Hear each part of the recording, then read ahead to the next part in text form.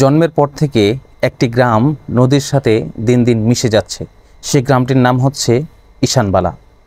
চাঁদপুর জেলার হামচর থানার নীলকমল ইউনিয়নের দুর্ভাগা একটি ইউনিয়নের নাম হচ্ছে ঈশানবালা। এই ঈশানবালা চাঁদপুর থেকে নদীর কারণে বিচ্ছিন্ন হওয়াতে সরকারি সব ধরনের সুবিধা বঞ্চিত এবং এখানে অনেক মানুষ বসবাস করা সত্ত্বেও নদী বাঁধের স্থায়ী কোনো ব্যবস্থা নেওয়া হচ্ছে না, যার ফলে প্রত্যেক বছর বর্ষার সময় এই নদীর কিনারাগুলো পানির সাথে মিশে যায়, নদীর অতল গহ্বরে তলিয়ে যায়। তারই একটা জ্বলন্ত প্রমাণ দেখছেন আপনারা এই ভিডিওতে।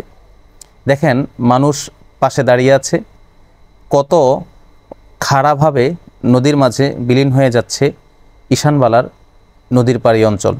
কতটা ঝুঁকির মধ্যে মানুষ নদীর পাড়ে বসত ভিটা আঁকড়ে ধরে আছে, যেন তাদের বসত ভিটা নদী নিয়ে না যায়।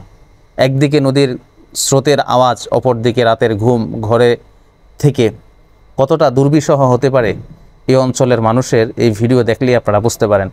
তো চাঁদপুর জেলার হামচর থানার নীলকমল ইউনিয়নের এই ঈশানবালার নদী ভাঙ্গনের ব্যাপারে আপনাদের মন্তব্য কি কমেন্টে জানিয়ে যাবেন, যাতে পানি সম্পদ মন্ত্রণালয়ের দৃষ্টিগোচর হয়। এই জন্য এই ভিডিওটি শেয়ার করে সকলকে দেখার সুযোগ করে দিবেন। ধন্যবাদ সবাইকে। আসসালামু আলাইকুম ওয়া রাহমাতুল্লাহ।